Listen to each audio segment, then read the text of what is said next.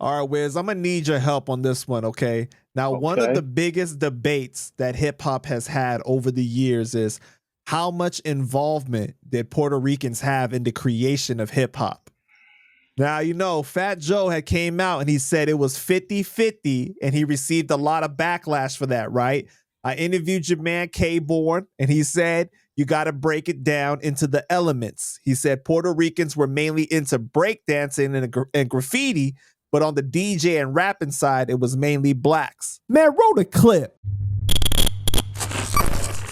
Yeah, but Fat Joe was talking about rhyming. I mean, Fat Joe is talking about, like, Fat Joe them is just put everything into a gumbo soup.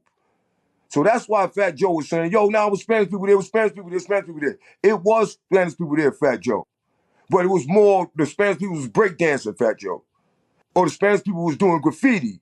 The majority of the rappers was African-American. The DJs was African-American. You had Charlie Chase and probably like one or two more Latin DJs. That was it. That was the end of that. You know what I'm saying? That was the end of that. Then later on, and Doo-Wop came, because Doo-Wop was a kid. That's one of my brothers. You know, Doo-Wop wasn't DJing at that time. So he was, you know, it was only like, Kid Capri wasn't DJing at that time. Kid Capri, one of my brothers, grew up with me. Kid Capri wasn't DJing at that time. So when people are having this conversation, they need to be more specific about all the different elements of hip hop, right? Yeah. Because you just can't say hip hop, because we wasn't taking hip hop as one thing. It's elements of hip hop. And in certain elements, you know, it was always predominantly Latin when it came to graffiti and predominantly Latin when it came to breakdancing. Okay. I can only speak from my perspective, and I could speak from the research that I've recently done, because I didn't know. You know, I had to clear that up myself, because growing up, like I said, I was introduced to hip hop through b-boying and breakdancing, and I was around a lot of Latinos. You know, at that time in '77, the Latinos was dominating the b-boy aspect of hip hop. Okay, that's what we got established. Now, I had to go back after Fat Joe made that statement. I had to go back and do my own research. What happened before '77? Because, you know, what happened in '73? What happened in '74? Who was there in '75? I had to find that out, because when I did get into hip hop, when my first night of going to that Roosevelt High School jam, I'll never forget it. It wasn't no Latinos there. It was mainly a black orientated crowd there. I didn't recall seeing any Latinos to be. It was just a black thing. It was a black thing. So I felt privileged, because I'm just coming from the Latino side, because my mom is Latino as well. Her last name was Rojas. So I grew up with that. I didn't know that. Yeah. So she's Puerto Rican, or she has, her mom's she's Puerto Rican, but her mom, she didn't speak it. She grew up with the black generation more than her Latino generation. So she didn't speak the language. Also, she was half. Right. Well, yeah. I'm gonna put it to you like this: my grandmother was Spanish. My grandfather was Black American. So my mother was their child. So she had a black father and a Spanish mother. So my mother married my father, who was a black man, and my mother continued her Spanish heritage. But when she got married, she changed her name from Rojas to Lockett. So that runs off in my DNA as well. So I was able to grow up with my Latino brothers and sisters during the b-boy time, and that's where I was introduced to hip hop. But later on, as I evolved into picking up a microphone and getting onto the mic, I learned that there was a whole nother aspect to hip hop, just besides the breakdancing or what I had grown up with.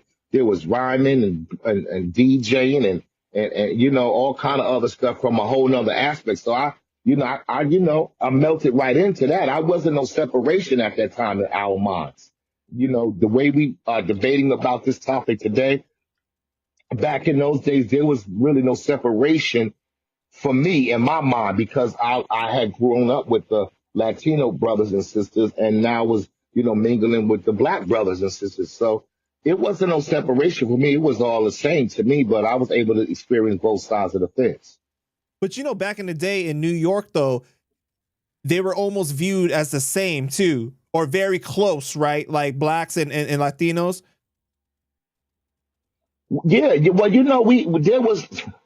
that's a very sensitive topic because I got a lot of Latino brothers and sisters who I love, and I got a lot of FBA, Foundational Black Americans, that I love too, and grew up with them. So I don't want to offend nobody, but I'm just going to speak the truth from my experience.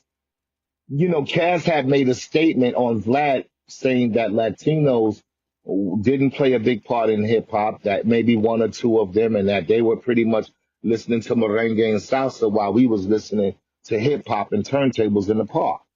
And so after that comment, I said, okay, all right.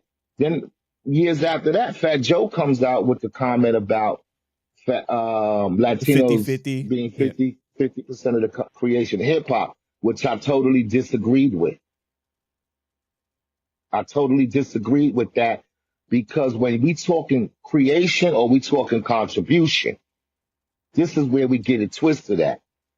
From my experience, semantics plays the real, because are you talking about at the very beginning, or are you talking about like the from the very creation, or are you talking about contributions over the years when hip hop started to go into more elements, started to go into like I was having this conversation with one of my friends too, and I was like, yeah, you got to be very careful with the word selection.